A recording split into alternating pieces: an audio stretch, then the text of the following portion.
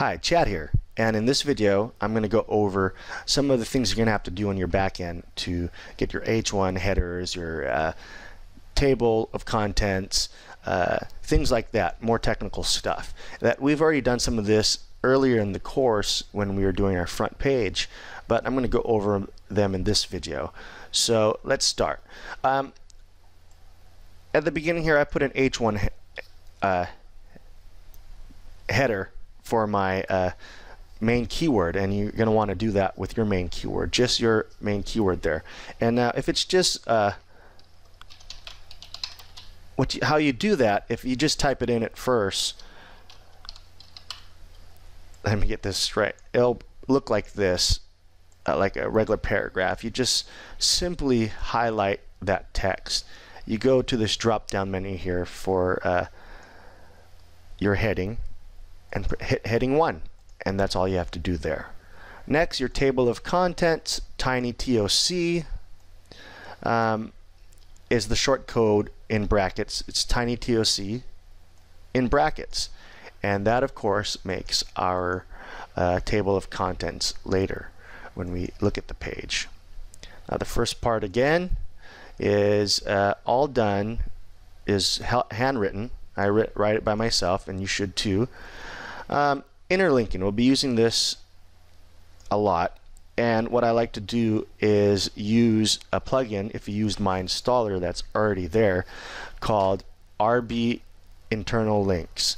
Now how you use that is you highlight the your keyword that you want to interlink to your own site. I'm going to interlink this to my front page, and you hit this icon here, RB internal links, and what I'll do is go to my pages where my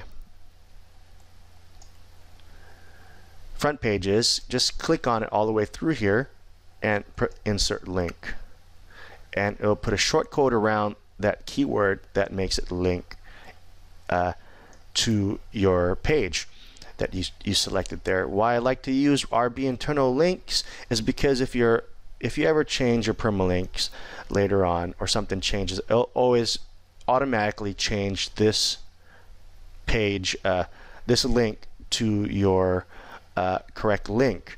Now the reason why I also like to use it, say I want to interlink to a different page here with a keyword, so I'm going to go highlight row gain here, and you can use this too if you're interlinking to different posts. I hit on RB internal links, and I can go to search here and look for my posts that are about row gain.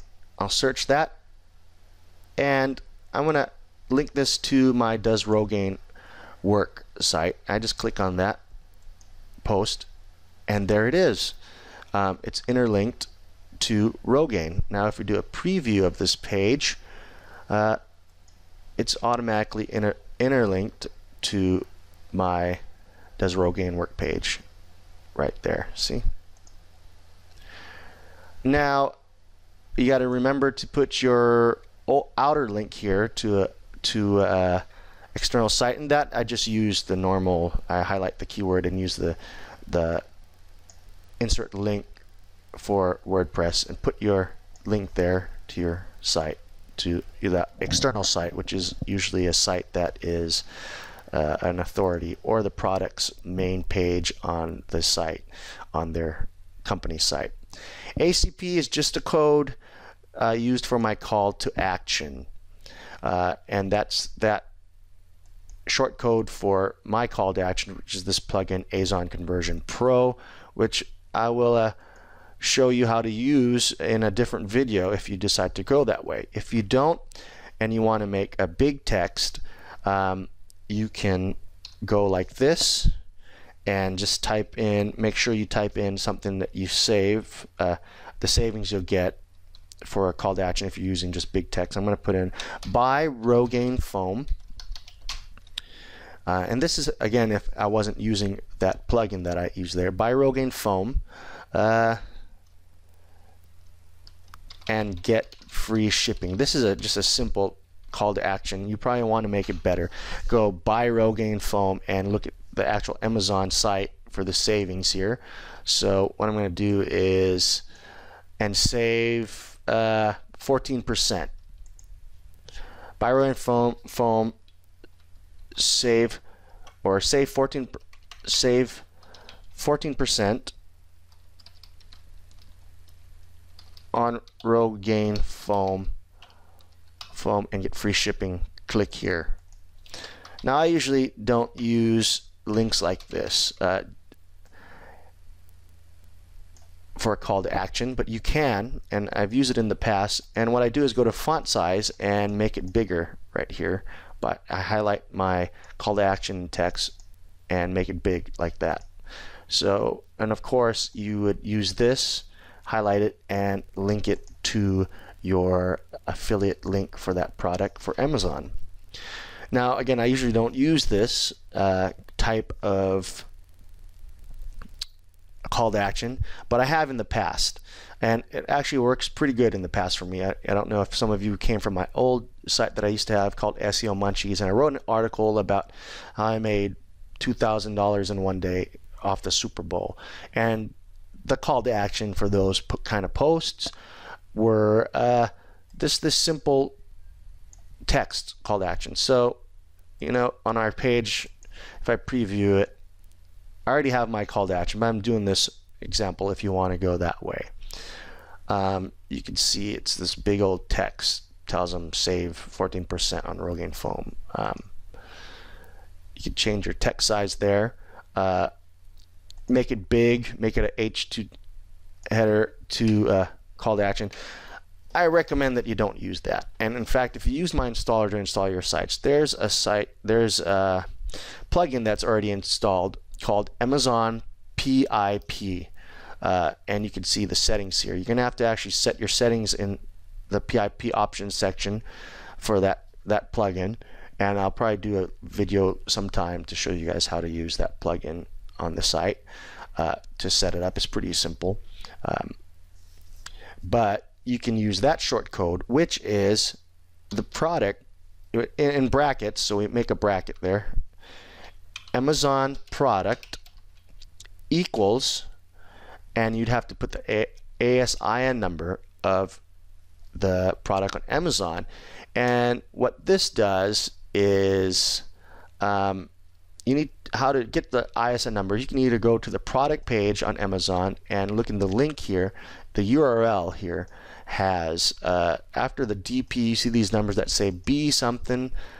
Sometimes it's just a number, but right after the DP part, that's your ISN number. So you copy that.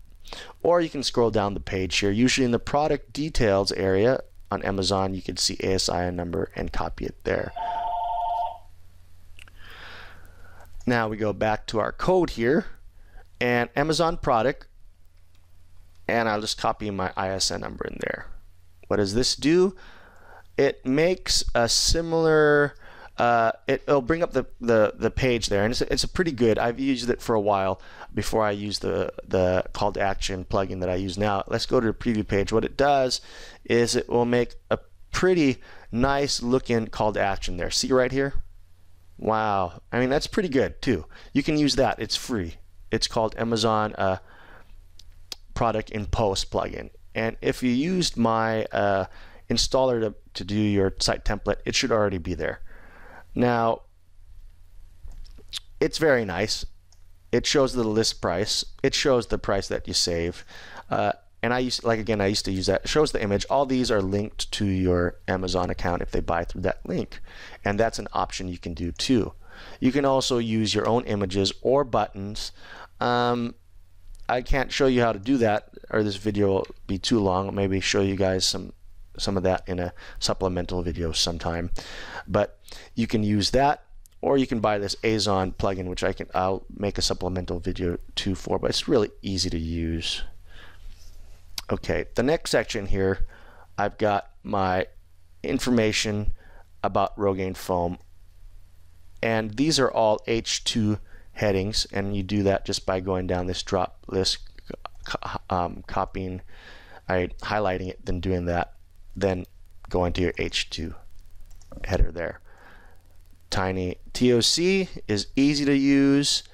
level 1 TinyTOC, you highlight your words there and just go to this drop down of TinyTOC level 1. Now let's look at our page. What that does is in your where you put your table of contents, information about Rogaine right there. Now there's also under here in that section I put 2 subsections, and that was TinyTOC level 2. Level 2's you can see goes under the main section, and of course I've done that throughout sections that I can section off where to buy, why you should buy Rogaine foam. These are parts of contents that I have in there, and all you do is highlight it, your stuff, your your section, and put your level 1. I forgot to tell you about when you put your image in, you can click on the image again, and under this title and alt text you can go ahead and you need to go ahead and put your keywords there. Advanced setting, alignment, you press right to align the pictures to the right of your text, and that's what I like to do there.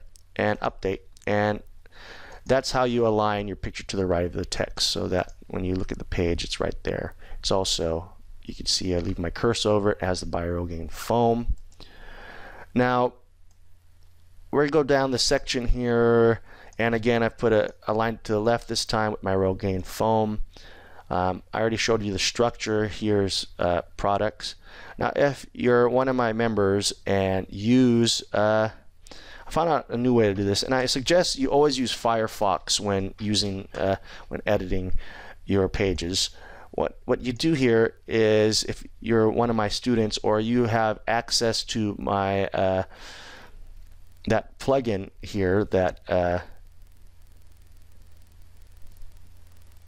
makes content boxes that make it look nice, all you do is highlight this whole section right here, including the image. And what you want to do is just go to your box. These are for people that have the Magic Shortcode plugin. And select your settings. I think I put this to white, and I put in a word. It doesn't matter what you put it. This is just to make it look nice. And I insert the code, and it'll automatically put it around the whole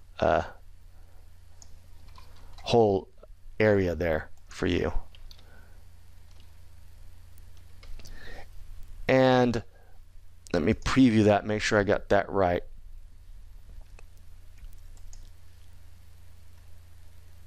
Yep, it's right there, and that's how you do that. For any kind of these short codes, I remember showing you guys how to use it for the Magic Shortcode buttons. You can usually just highlight a bunch of stuff, the things that you want to be in there. It's easier than what I showed you before. I didn't know you could do that because I was using Internet Explorer with it.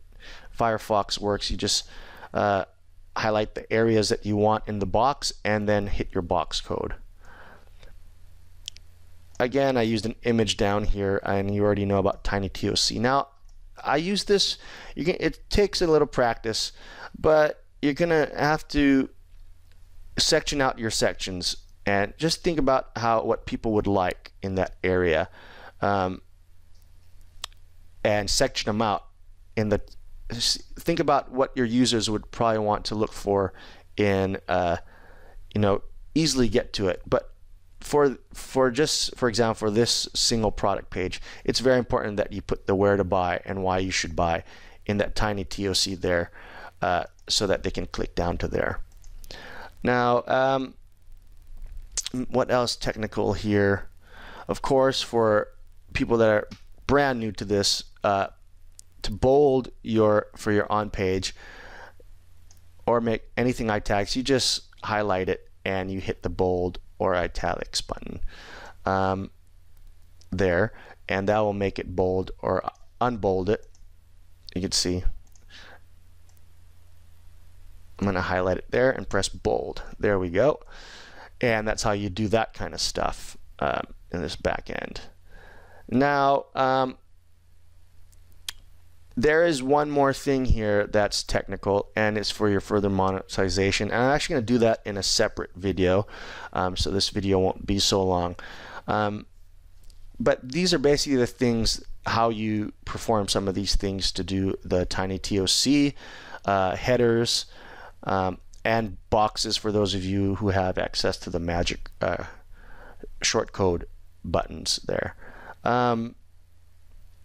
As for the technical things, as for the structure, I mean, writing the content, please refer to the manual, because the tutorial that I wrote, because I go into detail why I do some of these things. And I know it seems like a lot to learn. I know the tutorial is going to be over like 100 pages, but once you learn these, you know, there's simple things here for on-page SEO. It's very important. So once you learn and do a couple of these posts, it might take a while for some of you. You'll know how to do all the technical stuff when it comes to this background in your editor page, like adding the TinyTOC and images, you know, and some of you might be easy. The structure part, and what we write for our content, will take, you know, you'll get more detailed information if you read the manual. And so I'll see you in the next video.